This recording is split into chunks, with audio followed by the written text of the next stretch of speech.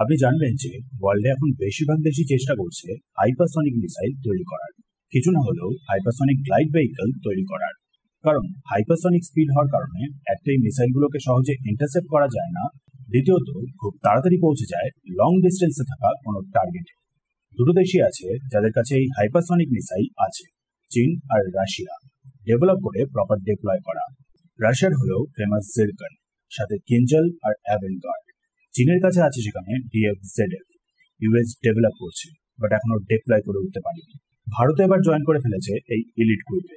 ভারতের DRDO develop করছে 12 ধরনের হাইপারসনিক ওয়েপন সিস্টেম। হাইপারসনিক মানে হলো সাউন্ডের থেকেও 5 গুণ বেশি গতি, মাক 5 যাকে বলে। আপাতত 3 ধরনেরই মেনলি সিস্টেম আছে যেগুলো এই হাইপারসনিক স্পিডকে অ্যাচিভ করে: ব্যালিস্টিক মিসাইল, গ্লাইড ভেহিকল আর ক্রুজ মিসাইল। ব্যালিস্টিক মিসাইল হলো রকেট ইঞ্জিনের মাধ্যমে প্রথমে স্পেসে পৌঁছায়, দেন প্যারাবোলিক পাথে অ্যাটমসফিয়ারে রিএন্টার করে গ্র্যাভিটির কারণে হাইপারসনিক স্পিডটা অ্যাচিভ করে।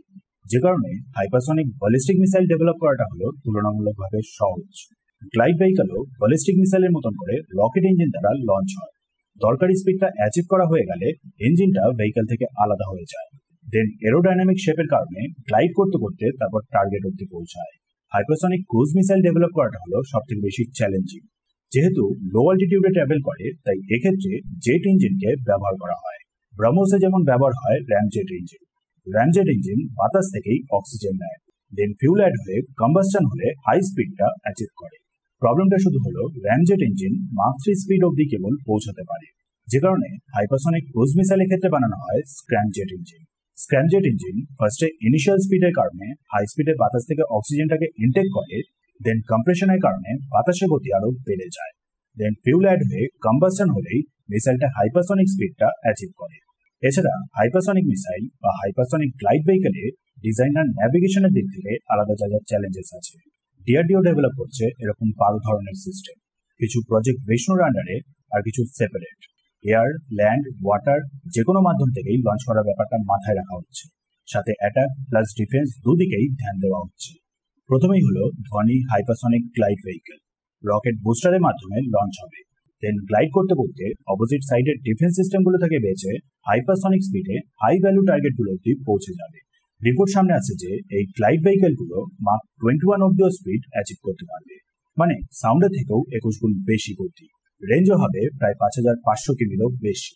এরপর হলো আরো একটা গ্লাইড ভেহিকল, HGV-202F, মাক 12 থেকে মাক 15 স্পিড।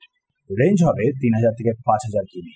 ভারতে যে অগ্নি 5 ব্যালিস্টিক মিসাইল আছে তাতে মাউন্ট করে দেওয়া হবে। 3 নম্বর হলো ব্রহ্মস 2। রাশিয়ার সাথে মিলে জয়েন্টলি ডেভেলপ করা হচ্ছে এই হাইপারসনিক ক্রুজ মিসাইলটাকে। মাক 8 অব্দি স্পিড হবে, রেঞ্জ হবে 1500 কিমি। ল্যান্ড, সি আর এয়ার বেস প্ল্যাটফর্ম, মানে land based launcher, ship, fighter jet, এমনকি সাবমারিন থেকেও লঞ্চ করা যাবে। ভারত আবার নিজে থেকেও ইন্ডিজিনাসলি ডেভেলপ করছে আরও একটা লং রেঞ্জের hypersonic cruise missile, ET-LDAC-M। BrahMos 2 এর থেকেও বেশি রেঞ্জ। স্ক্র্যামজেট ইঞ্জিন ব্যবহার হবে, আর S-400 এর মতন অ্যাডভান্স এয়ার ডিফেন্স সিস্টেমকেও এড়িয়ে বেঁচে যেতে পারবে। 5 নম্বর হলো রুদ্রাম 3, এয়ার টু সারফেস মিসাইল, মানে কোনো ফাইটার জেট থেকে লঞ্চ হবে, পসিবলি ভারতের সুখোই 30 থেকে। স্পিড মাক 5 আর রেঞ্জ হবে 600 কিমি। খুব শীঘ্রই এটার ডিপ্লয়মেন্ট হতে চলেছে। এরপর হলো long range hypersonic antiship missile, Indian ocean, বে অফ বেঙ্গল আর আরবিয়ান সিতে ডিপ্লয়েড থাকবে। 7 নম্বর হলো অ্যান্টি হাইপারসনিক ইন্টারসেপ্টর। ভারতকে যদি কখনো কোনো হাইপারসনিক মিসাইল দিয়ে টার্গেট করা হয়, তাহলে সেটাকে ইন্টারসেপ্ট করার জন্য এই হাইপারসনিক মিসাইলটা ব্যবহার হবে, মানে এটা হলো ভারতের ডিফেন্স সিস্টেমের পার্ট। এটারই আবার দুটো টাইপ ডেভেলপ হচ্ছে, ইনকামিং হাইপারসনিক মিসাইলের পজিশনের উপরে ডিপেন্ড করে। এছাড়া এরকমই hypersonic technology demonstrator vehicle, short রেঞ্জে কিছু tactical missile, naval hypersonic missile আর স্ট্র্যাটেজিক হাইপারসনিক মিসাইল মিলিয়ে টোটাল 12 ধরনের হাইপারসনিক সিস্টেম ডেভেলপ করছে ভারত।